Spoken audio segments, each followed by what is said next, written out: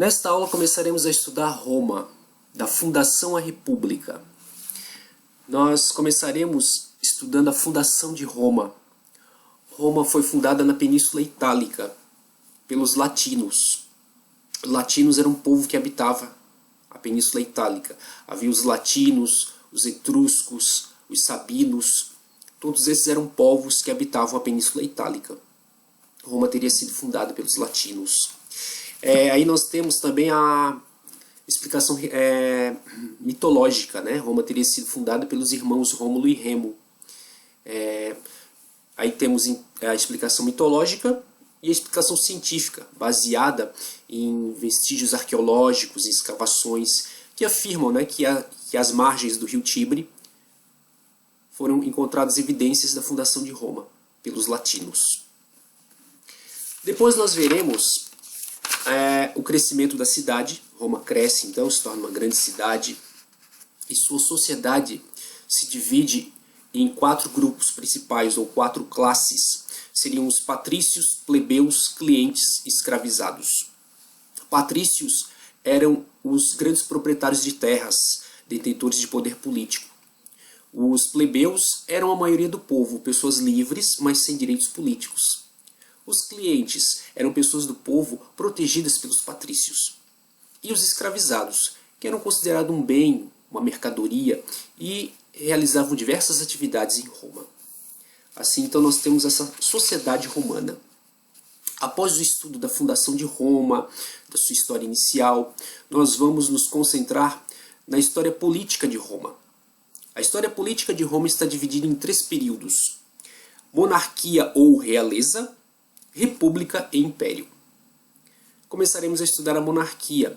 Roma foi governada por reis latinos e etruscos. E a certa altura, então, os etruscos afastaram os latinos do poder e passaram a governar. Os reis romanos governavam com o auxílio do Senado. O Senado era um conselho de anciãos, de homens mais velhos, que tinham mais experiência política, né? Geralmente vindos de famílias de patrícios.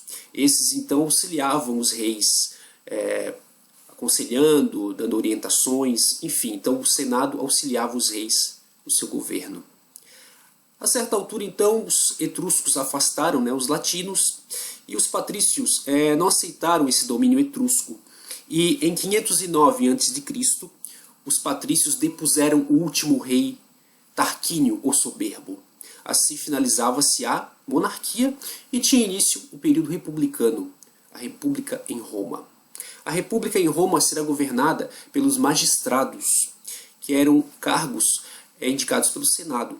Tínhamos, por exemplo, os cônsules, que administravam a cidade, presidiam o Senado, comandavam o exército. Tínhamos os questores, que cuidavam da parte financeira, os pretores, responsáveis pela justiça, e assim por diante. Havia vários magistrados. Um outro aspecto que nós estudaremos na República seriam as conquistas territoriais. Durante a República, Roma se expande, começa dominando a Península Itálica, depois regiões do Mar Mediterrâneo. E aí teremos então, nessa expansão de Roma, um choque com outra potência do Mar Mediterrâneo, Cartago. O conflito entre Roma e Cartago ficou conhecido como as Guerras Púnicas. Veremos também. Na República, estudaremos o conflito entre patrícios e plebeus. As desigualdades econômicas vão gerar conflitos entre os patrícios e os plebeus, que se achavam injustiçados, prejudicados. E aí nós teremos aí algumas reivindicações dos plebeus aceitas, atendidas. Por exemplo, será criado o cargo de tribuno da plebe. Tribuno da plebe era um magistrado, eram 2 na verdade, 2 tribunos. 2 magistrados que representavam os plebeus no Senado e poderiam vetar alguma lei que pudesse prejudicar os plebeus. Além disso, nós teremos também algumas leis, como por exemplo a Lei Licínia, que proibiu a escravidão por dívidas. Na época, um plebeu endividado poderia se vender para pagar sua dívida e aí se tornava escravo. Essa lei, a Lei Licínia, proibia a escravidão por dívidas. Teremos também a Lei da Canuleia. A Lei da Canuleia concedia permissão para o casamento entre plebeus e patrícios. Então os plebeus, após esses conflitos, conquistaram alguns benefícios, algumas leis. Depois teremos a crise na República, em que Roma passa a ser governada pelos triunviratos. Triunviratos são governos de 3 generais. Os generais, por liderarem conquistas territoriais, entrar em guerra com outros povos e vencê-las, esses generais vão ganhar grande fama, vão ser muito bem vistos pela população, então terão influência política. E alguns desses generais passaram a governar Roma. Tivemos o primeiro triunvirato e o segundo triunvirato. No segundo triunvirato, um desses generais, Otávio, vai se destacar perante os demais e depois receberá alguns títulos do Senado, como príncipe, que é o primeiro cidadão, Augusto, que é título que significa o divino, e imperador.